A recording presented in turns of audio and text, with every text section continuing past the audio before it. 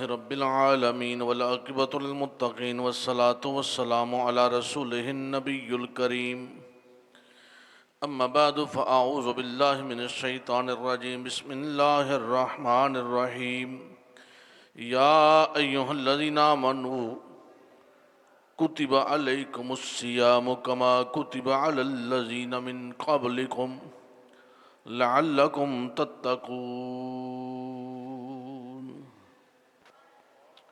صدق اللہ مولانا العظیم ان اللہ وملائکتہ یصلون علی النبی یا ایہا الذین آمنوا صلوا علیہ وسلموا تسلیما اللہم صل علی سیدنا ومولانا محمد معدن الجود والکرم وعلیہ وبارک وسلم۔ ایک مرتبہ بلند آواز سے پڑھیے الصلاۃ والسلام علیک یا سیدی یا رسول اللہ وعلی آلک واصحابک وسلم علیک یا سیدی یا رحمت للعالمین۔ مولا صلی وسلم دائما ابدا علی حبیبک خیر الخلق کلہم یا اکرم الخلق ما لمن علوذ بہ سواک عند حلول الحادث الاممی یا رب بالمصطفیٰ بلغ مقاصدنا واغفر لنا ما مضى یا واسع الکرم۔ حمد و صلاۃ کے بعد معزز و محتشم حاضرین و سامعین گرامی قدر اور اس سوشل لنک کے ذریعہ سے پوری دنیا سے ہمیں دیکھنے اور سننے والے احباب عشق و محبت، السلام علیکم ورحمۃ اللہ وبرکاتہ۔ الحمدللہ تعالی ماہ شعبان المعظم کا یہ آخری عشرہ ہے اور ماہ شعبان المعظم کا یہ آخری جمعہ ہے، اور اب یہ جو گھڑیاں لمحہ لمحہ بڑھ رہی ہیں اس ماہ مقدس کی طرف بڑھ رہی ہیں کہ جو ماہ مقدس اللہ کی رحمتوں، نعمتوں، سعادتوں کو لے کر امت مصطفیٰ کے لیے آ رہا ہے،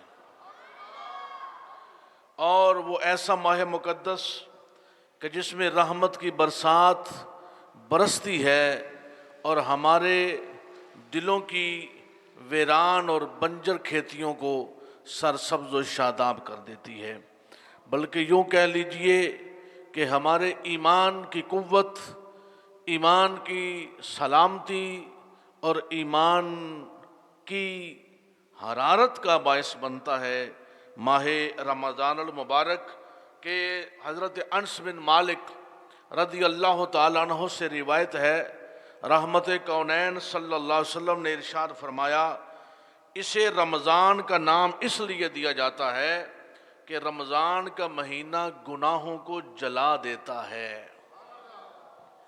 رمضان کا مہینہ گناہوں کو جلا دیتا ہے، اور امام ابن کثیر رحمت اللہ تعالیٰ علیہ نے تفسیر ابن کثیر کی جلد اول میں نقل فرمایا ہے، آپ فرماتے ہیں سلف الصالحین سے منقول ہے کہ اس ماہ مبارک کو صرف رمضان نہیں کہنا چاہیے بلکہ شہر رمضان کہنا چاہیے، یعنی ماہ رمضان کہنا چاہیے۔ اور آپ نے یہ بھی فرمایا کہ حضرت ابو ہریرہ رضی اللہ تعالی عنہ سے مروی ہے کہ اسے رمضان نہ کہو، اسے ماہ رمضان کہو، کیونکہ یہ اللہ کے اسماء میں سے ایک اسم ہے، اللہ کے اسماء میں سے ایک اسم ہے۔ حجت الاسلام امام محمد الغزالی رحمت اللہ تعالی علیہ مکاشفۃ القلوب کے اندر امام بغوی کا قول نقل فرماتے ہیں، آپ فرماتے ہیں کہ صحیح یہ ہے کہ رمضان ایک مہینے کا نام ہے، اور یہ لفظ رمضان سے ہے، یعنی وہ پتھر جو گرم کیا گیا ہو۔ حدیث نبوی ہے کہ تمام آسمانی کتب اسی ماہ مبارک میں انبیاء پر نازل ہوئیں، تمام آسمانی کتابیں اسی ماہ مقدس رمضان المبارک میں نازل ہوئی نبیوں پر، اور قرآن نے واضح فرمایا ہے کہ یہ جو رمضان ہے اس میں قرآن نازل کیا گیا ہے، قرآن اتارا گیا ہے، رحمت کونین صلی اللہ علیہ وسلم پر قرآن اتارا گیا۔ اور اللہ اکبر، تفسیر روح البیان، تفسیر مظہری کی جلد اول اور تفسیر ابن کثیر کی جلد اول میں یہ روایت امام احمد اور طبرانی سے موجود ہے کہ رحمت کونین صلی اللہ علیہ وسلم نے ارشاد فرمایا، صحف ابراہیمی رمضان المبارک کی پہلی رات اور تورات جب 6 راتیں گزر چکی تھیں، انجیل جب 13 راتیں گزر چکی تھیں، اور قرآن مجید جب 24 راتیں گزر چکی تھیں نازل ہوئے۔ تو بھائی اس لیے ہم نے رمضان کا استقبال کرنا ہے۔ آج ہمارا موضوع ہی یہ ہے، استقبال رمضان۔ ہم نے رمضان کا استقبال کرنا ہے۔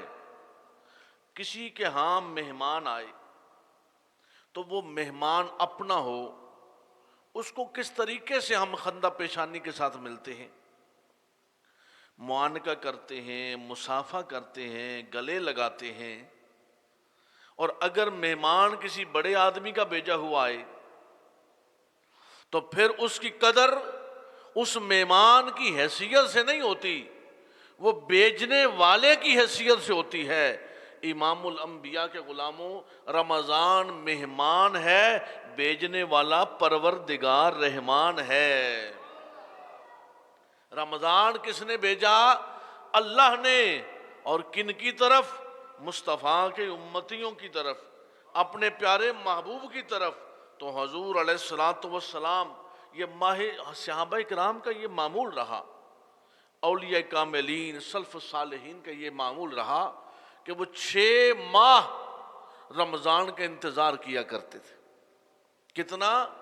6 ماہ رمضان کا انتظار کرتے، اور جب رمضان گزر جاتا تو بقیہ سال جو 6 ماہ تھے وہ رب کا شکر ادا کرتے کہ تو نے ہمیں رمضان عطا فرمایا ہے۔ رحمت کونین، امام الانبیاء، شب اسرا کے دولہ، میرے اور آپ کے کریم آقا حضور سید عالم صلی اللہ علیہ وآلہ وسلم کا ارشاد عالی شان ہے۔ حضور فرماتے ہیں اگر میری امت کو پتہ چل جائے کہ رمضان کتنی بڑی نعمت ہے، اس میں کیسی رحمتیں ہیں، اس میں اللہ کی رحمتوں کا کیسا نزول ہوتا ہے، تو میری امت کہے کہ سارا سال ہی رمضان ہونا چاہیے، سارا سال ہی رمضان ہونا چاہیے۔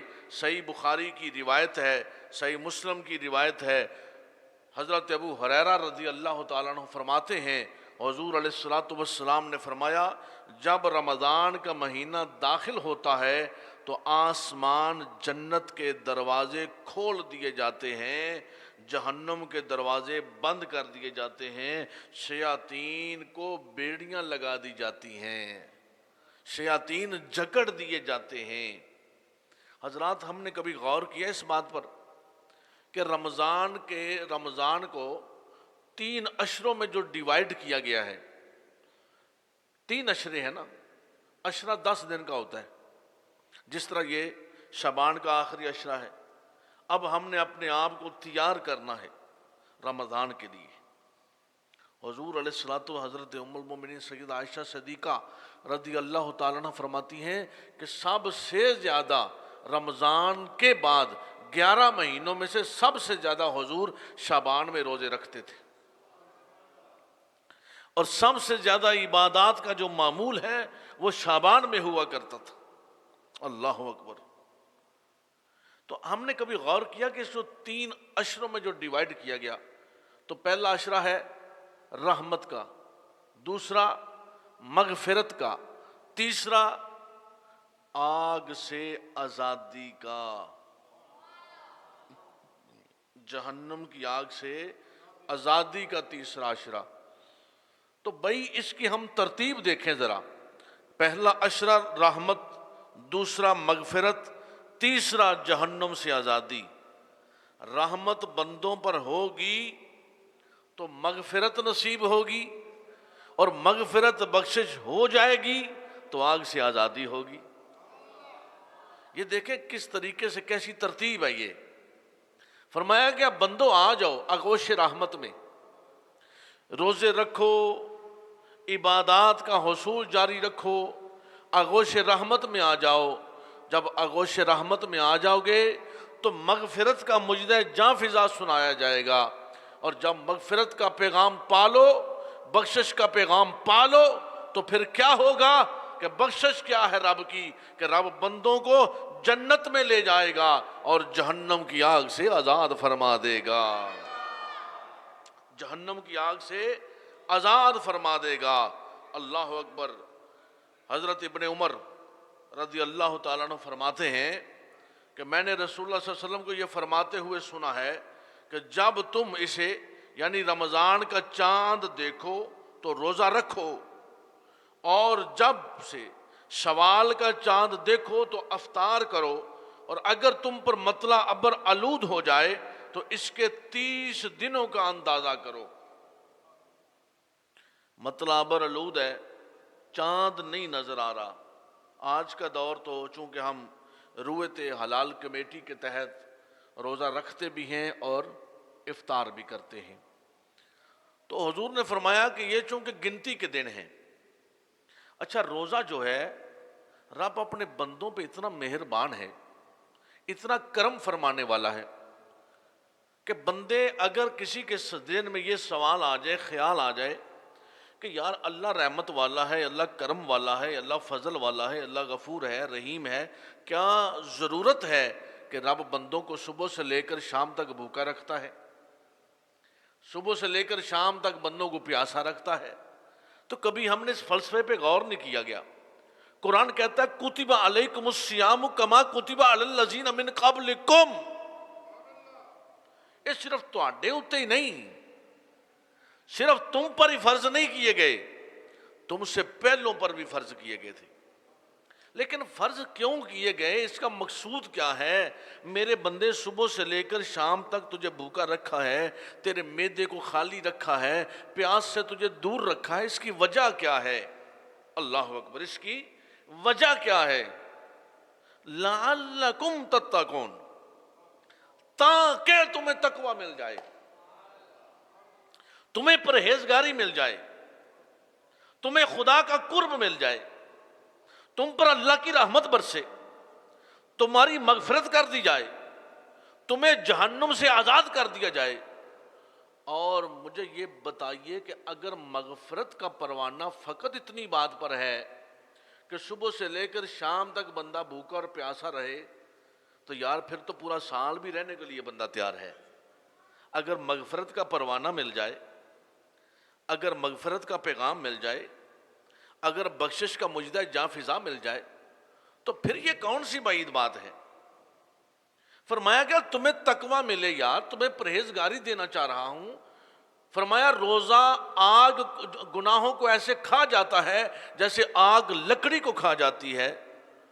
فرمایا بندے میں تمہیں پاک کرنا چاہتا ہوں، میں تجھ پر اپنی رحمت برسانا چاہتا ہوں، اور فقط اتنی سی بات پر، فقط اتنی سی بات پر کہ تو روزہ رکھ لے اور میں تجھے معاف کر دینا چاہتا ہوں.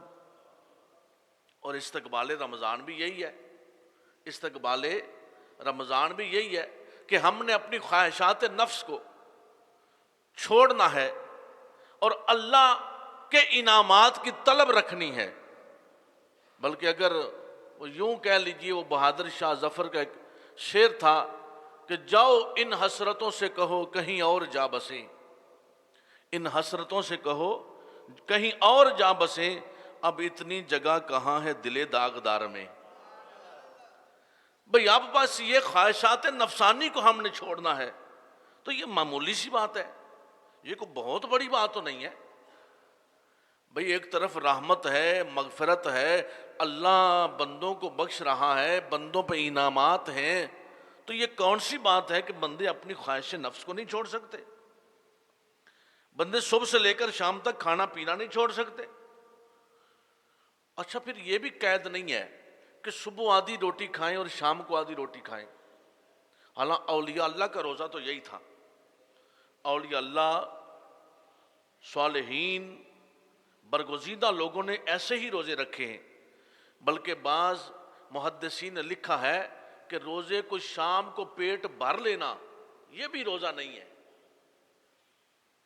شام کو پیٹ بھر کے کھا لینا یہ بھی روزہ نہیں ہے، بلکہ اگر ہم اہل بیت اطہار علیہم السلام کے روزوں کو دیکھیں اور اگر ہم صحابہ کرام کے روزوں کو دیکھیں تو یہ کیفیت بھی ملتی ہے کہ پورے پورے گھر کے پاس ایک ایک کھجور ہے اور اس کو چوس کر روزہ رکھ لیتے ہیں تاکہ سنت پوری ہو جائے، اور اس کو بچا بھی لیتے ہیں تاکہ افطار بھی اس کے ساتھ کر سکیں۔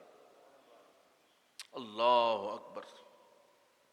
یار ہم تو اپنی آسائشات کو دیکھیں، سہولیات کو دیکھیں، شہری میں پراٹھے ہم لیتے ہیں، دہی لیتے ہیں، لسی لیتے ہیں، سالن لیتے ہیں، انواع و اقسام کے کھانے لیتے ہیں، پھر افطار میں تو نہ جانے ہمارے دسترخوانوں پر اللہ کی کتنی کتنی نعمتوں کی فراوانی ہوتی ہے، کبھی ہم غور تو کریں۔ لیکن اس کے باوجود اگر ہم بخشش نہ لے سکیں، رحمت حاصل نہ کر سکیں، مغفرت نہ پا سکیں، تو پھر پچھتاوے کے سوا کوئی بات نہیں ہے۔ تو ہم نے کرنا کیا ہے؟ آج سے ہم نے اپنے آپ کو تیار کرنا شروع کرنا ہے۔ کیا تیار کرنا ہے؟ اچھا، مہمان نے آنا ہو تو مہمان کے آنے سے قبل اس کی تیاری کرتے ہیں کہ نہیں؟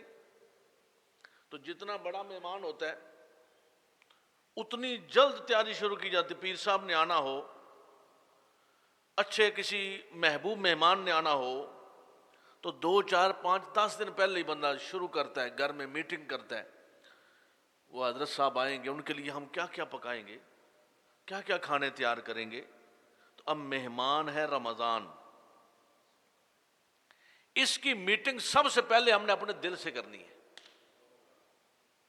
طریقہ کیا ہے اس کا؟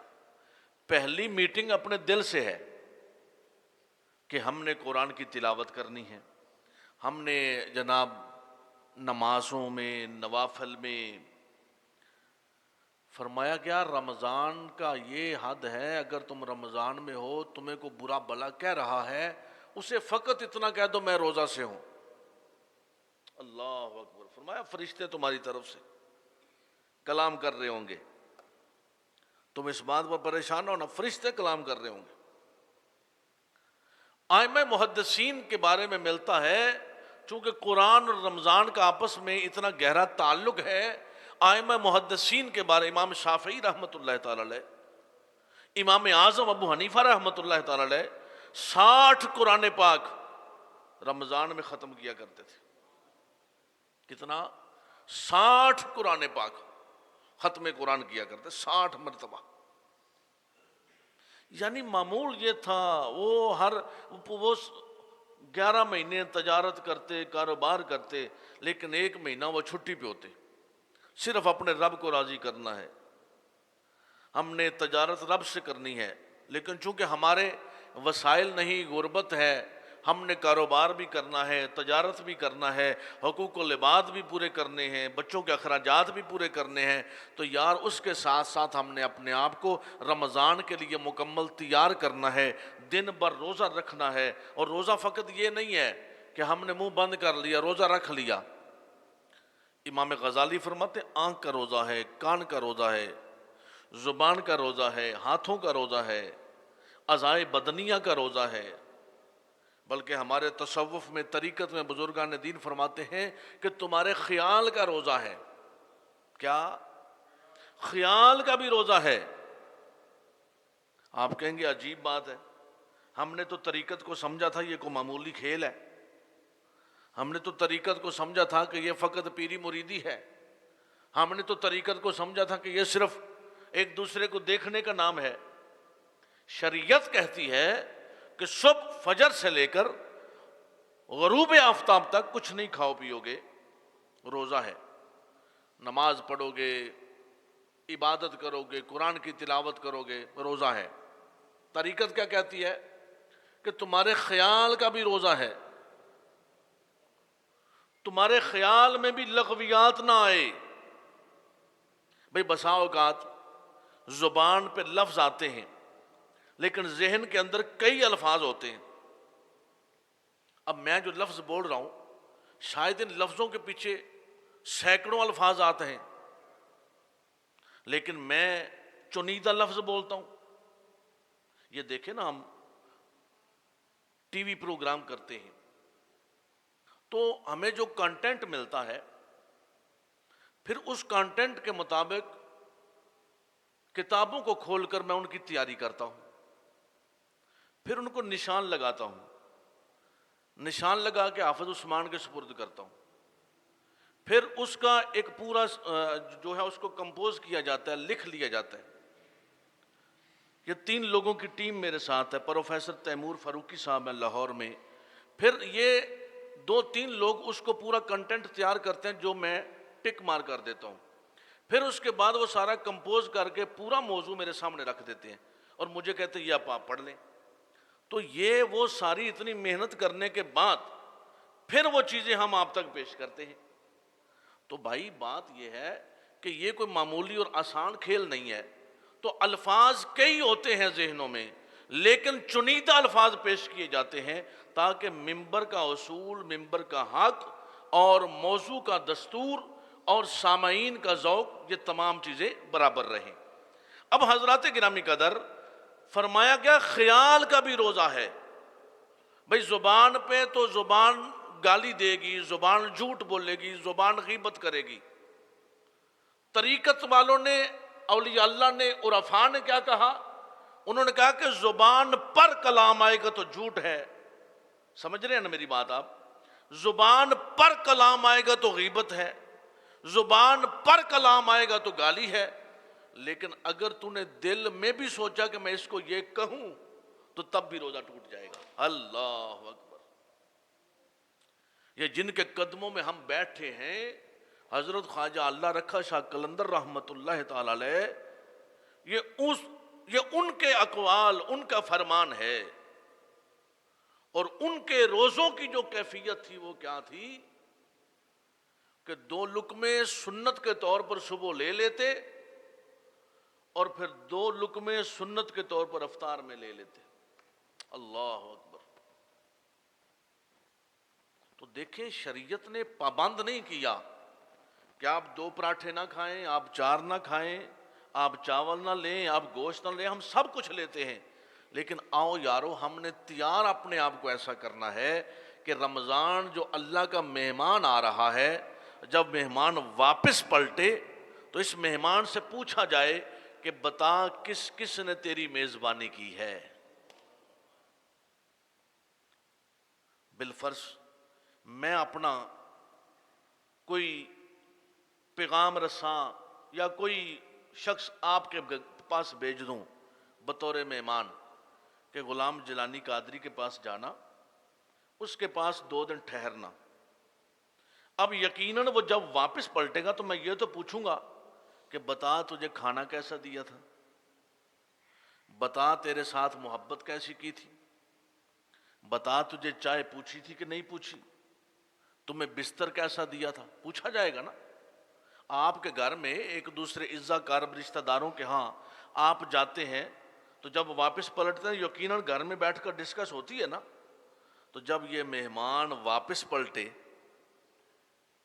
تو رب پوچھے بتا ظفر کے پاس گیا تھا، شرافت بائی کے پاس گیا تھا، صوفی یونس صاحب کے پاس گیا تھا، محمد انور کے پاس گیا تھا، صوفی عبدالغفور کے پاس گیا تھا، تو بتا بھائی حاجی بشیر صاحب کے پاس گیا تھا، انہوں نے تیرے ساتھ کیسا سلوک کیا ہے؟ تو مہمان کہے کہ یا اللہ تیرے بندوں نے میری اتنی خدمت کی ہے، اتنی مہمان نوازی کی ہے، صحیح معنوں میں واقعی دن میں انہوں نے روزہ رکھا ہے، قرآن کی تلاوت کی ہے، نمازیں پڑھی ہیں، نوافل پڑھے ہیں، اور رات کو کھڑے ہو کر مساجد میں انہوں نے قرآن سنا ہے۔ تو اس لیے حضرات یہ مہمان آنے والا ہے، ہم نے اہلاً و سہلاً مرحبا کہنا ہے۔ اچھا، رمضان کی ایک دوسرے کو مبارکباد دینا یہ بھی معمول ہے، اولیاء اللہ کا معمول رہا، رمضان کی مبارک دینا۔ ہم عید کی مبارک دیتے ہیں نا، عرفاء رمضان کی مبارک دیتے ہیں۔ پھر رمضان کے استقبال میں، اچھا رمضان کا استقبال کیا ہے؟ رمضان کا استقبال یہ ہے کہ اپنی تیاری کرنی ہے. پہلی تو توبہ کی. کیا؟ توبہ. دوسرا کوشش کرنی ہے کہ زیادہ سے زیادہ کام پہلے نپٹا لیے جائیں تاکہ رمضان میں تھوڑی یکسوئی مل جائے. رمضان میں تھوڑی یکسوئی مل جائے، توجہ مل جائے، اللہ کو راضی کرنے کا ڈھنگ آ جائے. اب دل میں بندہ سوچ کسی افسر کے ساتھ کلام کرنا ہو، بات کرنی ہو، تو جب بندہ اس راستے میں ہوتا ہے نا، افسر کے پاس جا رہا ہوتا ہے، تو کیا وہ ادھر ادھر کی سوچتا ہے یا اس کے ساتھ کلام کرنے کی سوچتا ہے؟ بولیے نا ذرا بھائی. بندہ سوچتا ہے کہ اب میں اس کے ساتھ کیسا کلام کروں گا، اس کو سلام کیسے کہوں گا، اس سے بات کیسے کروں گا، سر کہوں گا، جناب کہوں گا، کس طرح کی لفاظی پیش کروں گا کہ وہ میرے کلام سے بھی خوش ہو اور میرا کام بھی ہو جائے. بس یہی استقبال رمضان ہے. ہم نے اپنے آپ کو تیار کرنا ہے کہ رمضان آ رہا ہے. ہم نے ماحول کیسا بنانا ہے، ہم نے رہنا کیسے ہے، گھر میں کس طریقے سے ترتیب کرنی ہے، اور پھر اس کے ساتھ ساتھ ہم نے مہمان نوازی کے اسباب کیسے کرنے ہیں. اچھا، خود تو روزہ ہم نے رکھ لیا. فرمایا گیا کہ جو بندہ کسی کو روزہ افطار کرواتا ہے، رمضان کے متعلقہ ساری باتیں میں آج کر دینا چاہتا ہوں چونکہ آئندہ دنوں میں ہمارا جو کانٹینٹ ہے، جو موضوعات ہیں، وہ بڑی ہم خوبصورتی اور بڑی محنت کے ساتھ آپ کے لیے تیار کر رہے ہیں کہ تاکہ آنے والے احباب کو ہم قرآن و سنت کا نور اچھے طریقے سے پیش کر سکیں. حضرات گرامی قدر کہ روزہ ہم نے تو رکھا، لیکن ساتھ کسی کو ایک کھجور پیش کر کے روزہ افطار کروا دیا. فرمایا گیا اگر کوئی ایک کھجور پیش کر دیتا ہے، جتنا اس کو روزے کا ثواب ہے نا، بندے نے روزہ رکھا ہے. کیونکہ رب کی رحمت میں تو کمی نہیں آتی، رب کے خزانوں میں تو کمی نہیں ہوتی. ہم نے روزہ رکھا، اس بندے کا افطار کروا دیا، اپنے کا بھی ثواب مل گیا، اس کا بھی ثواب مل گیا. اچھا، جس نے افطار کیا ہے اس کو اس کے روزے کا بھی ثواب ہے، یہ نہیں کہ اس کے روزے کا ثواب کم ہو گیا ہے. یہی فلسفہ سمجھنے والا ہے، یہی فلسفہ سمجھنے والا ہے کہ بھائی کھجوروں کا انتظام کر دیا، جمعہ میں لوگ آئے ان کو تقسیم کر دیں، افطاری کا وقت لوگ آئے ان کو تقسیم کر دیں، 4 مہمانوں کو گھر میں بلا لیا، روزہ افطار کروا دیا. ضروری نہیں ان میں رشتہ داروں کو بلائیں، بلکہ بہترین مہمان وہ ہوتے ہیں کہ جن کے ساتھ کوئی دنیاوی تعلق ہی نہ ہو، ان کا اجر زیادہ ہے. مسافروں کو پکڑ دیا، مسافر خانوں میں افطار کا انتظام کروا دیا، ہسپتال میں مریضوں کے ساتھ لوگ ہوتے ہیں ان کو پہنچا دیا.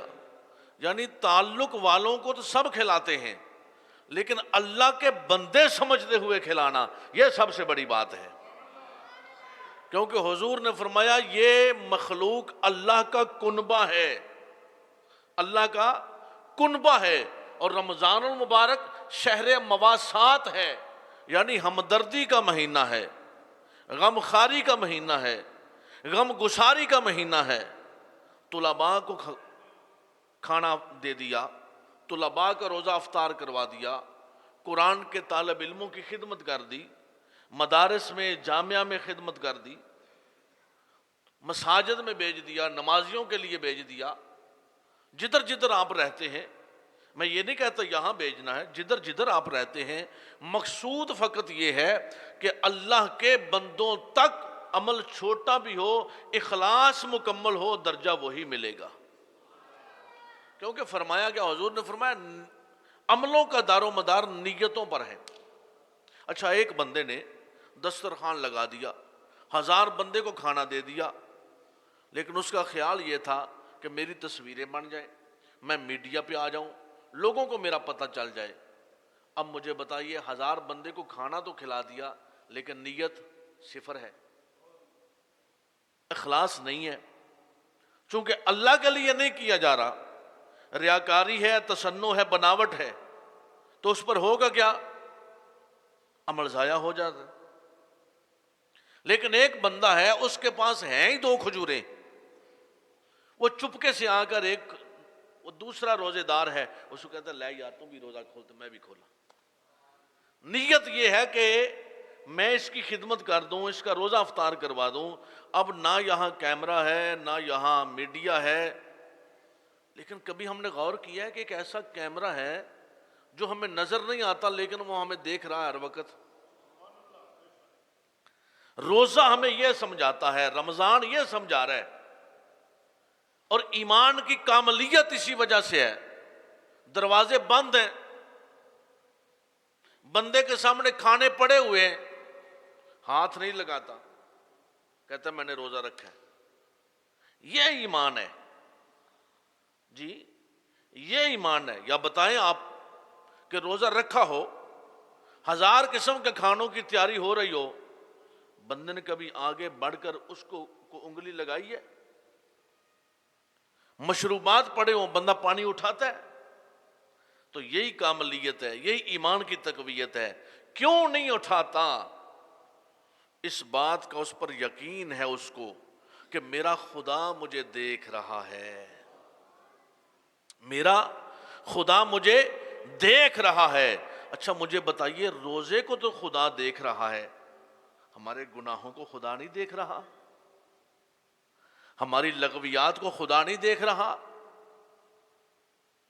ہماری چیمہ گوئیاں پراپے گنڈے کو خدا نہیں دیکھ رہا؟ ہماری چگلی غیبت کو خدا نہیں دیکھ رہا؟ تو یار اگر ہم روزے کے وقت یہ سوچتے ہیں خدا دیکھ رہا ہے، تو ہم 12 مہینے، پورا سال اور پوری زندگی یہ سوچیں کہ خدا دیکھ رہا ہے، خدا دیکھ رہا ہے۔ یہ جگہ جگہ پہ لکھا ہوتا ہے کیمرے کی آنکھ دیکھ رہی ہے، بندہ محتاط ہو جاتا ہے، بندہ کہنا اتنے کیمرہ لگ گیا۔ رب نے بار بار کہا ہے کہ میں سمیع ہوں، بصیر ہوں۔ خدا تو ان کیمروں کا محتاج نہیں ہے، وہ ہر کسی کو دیکھ رہا ہے۔ تو امام الانبیاء کے غلاموں، ہم نے رمضان المبارک میں اگر یہ سوچ لیا تو دوسرے 11 مہینے کیوں نہیں سوچا؟ تو ہم نے اس رمضان کا استقبال کرنا ہے، ہم نے رمضان کی جو پہلی رات ہے، رمضان آنے سے قبل جو رات ہے، گڑ گڑانا ہے، رب سے توبہ چاہنی ہے۔ آج بھی رو سکتے ہیں، آج بھی توبہ کر سکتے ہیں۔ گزشتہ جمعہ میں بھی یہی عرض کیا تھا، پی ٹی وی سے، کیو ٹی وی سے شب توبہ کے متعلقہ جو پروگرامز ہوئے، سوشل میڈیا کے ذریعہ جو آپ تک پہنچا، تو وہ یہی تھا کہ ہم اپنے رب سے توبہ کریں، رب سے کلام کریں، رب سے مغفرت چاہیں۔ اور اب یہ نیکیوں کا جو موسم بہار آ رہا ہے، ہم اس کو کسی صورت ہم نے ضائع نہیں ہونے دینا، کسی صورت بھی ضائع نہیں ہونے دینا۔ ہم نے خود بھی روزے رکھنے ہیں، گھر والوں کو بھی رکھوانے ہیں، مہمانوں کی مہمان نوازی، خدمت داری بھی کرنی ہے، اور پھر اپنی زبان، آنکھ، کان، یہ تمام چیزوں کو ہم نے بچا کے رکھنا ہے لغویات سے، صدقات و خیرات کرنا ہے، چونکہ حضور کا فرمان ہے کہ یہاں اب نیکیوں کا جو درجہ ہے وہ بڑھا دیا گیا ہے، نوافل کا درجہ فرضوں کے برابر، فرائض کا 70 گنا درجہ بڑھا دیا گیا ہے۔ تو آؤ یارو، نیکی کا کوئی کام بھی کریں گے درجہ 70 گنا ملے گا۔ بسا اوقات بندہ سوچتا ہے کہ عام دنوں میں نیکی کروں، یار 1000 روپیہ صدقہ کروں گا تو 1000 تھوڑا ہے۔ آپ اس 1000 تھوڑے کو نہ دیکھیں، اب 70 گنا درجہ بڑھ گیا ہے۔ اب یہ ہے کہ اللہ کے حضور وہ 70,000 کا درجہ رکھ رہے ہیں۔ تو نیکیوں کا یہ موسم بہار ہے، صدقات و خیرات کرنا ہے، اللہ کی رحمت چاہنی ہے، اللہ کے لیے روزے رکھنے ہیں، اللہ کے لیے روزے افطار کروانے ہیں۔ اور دوسرا، یہ ہماری جو افطار پارٹیاں ہوتی ہیں، یہ بالکل سراسر غلط ہے۔ اس کی وجہ کیا ہے؟ افطار پارٹی کروا رہے ہیں جی میرج ہال میں، آؤ جی پیر صاحب تسی بھی آؤ، قاری صاحب تسی بھی آؤ، مفتی صاحب تسی بھی آؤ، چودھری صاحب تسی بھی آؤ، روزہ افطار کر لیا، نماز کا انتظام ہی کوئی نہیں ہے۔ ہیں جی، جس بندے نے روزہ رکھا یار، وہ تو افطار پارٹیوں میں جانے کے قابل ہی نہیں ہوتا۔ چونکہ اس کے وہ اپنے وضو کا اہتمام کرے، وہ نماز کا اہتمام کرے، وہ مغرب ضائع کرے، وہ کیا کرے، اور ہم کھینچ رہے ہوتے ہیں۔ کیوں؟ کیونکہ افطار پارٹی کریں گے تو اس میں ذرا تصویریں بن جائیں گی، تو نہیں، یہ بالکل نہیں صحیح۔ آپ مہمان نوازی اپنے گھروں میں کریں، اپنی مساجد میں کریں، مہمانوں کو بلائیں، ضرور بلائیں، کوئی مذائقہ نہیں ہے، لیکن اس اہتمام کو درست کریں۔ اگر رمضان میں آپ ایسا اہتمام کرتے ہیں تو بھائی وہ چونکہ اس میں کھانے کا اور نماز کا بالکل ساتھ ساتھ وہ ریلیونٹ ہو جاتی ہیں ساری چیزیں، تو افطار ہے، پھر نماز ہے، پھر کھانا ہے، تو یا تو آپ اہتمام اس طریقے سے کریں کہ ان تینوں چیزوں کا صحیح طریقے سے اہتمام ہو سکے، تو تب تو کیا جائے۔ تو اس لیے حضرات، اللہ تبارک و تعالی ہم سب کو عمل خیر کی توفیق عطا فرمائے۔ ہم نے استقبال کرنا ہے، اعتکاف کی کوشش کرنی ہے، صدقات و خیرات کی کوشش کرنی ہے، انشاءاللہ تعالی رمضان المبارک میں یکم رمضان تا انتہائی رمضان ARYQ ٹی وی پر رات 10 بجے پروگرام علم و عمل، کیا علم و عمل، آپ کے اس خادم، آپ کے بھائی اس آکر کا ہر روز نشر کیا جائے گا، علم و عمل، اور الحمدللہ یہ 3 سال سے نشر ہو رہا ہے، اور ہر سال ہم نئے موضوعات پہ اس پر بات کرتے ہیں، اور اس سال بھی وہ آدھے گھنٹے کی سلاٹ ہوگی 30 منٹ کی۔ تو علم و عمل ہر روز رات 10 بجے نماز تراویح کے بعد خود بیٹھیں، اپنے بچوں کو بٹھائیں، سب کو دکھائیں، اور ساتھ یہ بتائیں کہ یہ ہمارا پیر خانہ ہے، یہ ہمارے پیر خانے کا پیغام ہے، یہ ہمارا آستانہ ہے، یہ ہمارے آستانے کا پیغام ہے۔ سمجھ آئی نا؟ دیکھیں آج کیا وجہ ہے کہ آپ 40 سال سے نسبت میں ہوں، لیکن آپ کی اولاد کے ذہنوں میں آج بھی خلفشار ہو، وہ آپ سے بھی دور ہوں، آپ کے پیر خانے سے بھی دور ہوں، تو اس میں غلطی پیر خانے کی نہیں ہے، وہ قصور آپ کا ہے کہ آپ نے اس پیغام کو ان تک کیوں نہیں پہنچایا۔ تو ان تمام چیزوں کو مد نظر رکھتے ہوئے، یہ بڑے مسائل ہیں، بڑی مشکلات سے یہاں سے جا کر وہاں سے پیغام آستانے کا نشر کرنا یہ معمولی بات نہیں ہے۔ آپ تو اگر کسی کے ساتھ مسکرا کے یا واچ ہی کر کے گلے نہ ملوں تو کہتا جی پیر صاحب ناراض نے، صاحب ذرا صاحب میرے ناراض نے۔ خدا کی عزت کی قسم، ممبر پہ بیٹھوں میں کبھی کسی سے ناراض نہیں ہوتا، لیکن یار آپ کا خادم آپ کو پورے ملک میں آپ کی محافل بھی اٹینڈ کرے، خطبہ جمعہ بھی دے، پھر ٹی وی پہ جا کر آپ کے آستانے کا پیغام بھی نشر کرے، وہ ایک ہی وقت میں ایک انسان کے پاس ہزاروں چیزیں مینج کرنا ہوتی ہیں، تو اس لیے اس میں یہ نہیں ہوتا کہ کسی کے ساتھ ناراضگی ہے، بالکل ناراضگی نہیں ہوتی، یہاں تو محبت کا پیغام ہے، لیکن آخر بشر ہے، بشری تقاضے ہیں، بسا اوقات کچھ معاملات اس طرح سے مینج کرنے پڑتے ہیں۔ تو حضرات گرامی قدر، علم و عمل آپ نے ضرور دیکھنا ہے، اور جو نعمت افطار ٹرانسمیشن ہوگی وہ روزانہ 2 سے 3 بجے تک ہوگی، اور اس میں بھی ابھی تو وہ مجھے کہہ رہے ہیں کہ آپ پورا رمضان بیٹھیں، لیکن میں اپنی کچھ مجبوریوں کی وجہ سے یہاں میں ان سے معذرت ہی کر رہا ہوں، لیکن جن دنوں کا انتخاب ہوگا وہ بھی آپ کو ضرور بتایا جائے گا۔ اللہ تبارک و تعالی حضور قبلہ عالم کے پیغام کو امت تک پہنچانے کی توفیق عطا فرمائے۔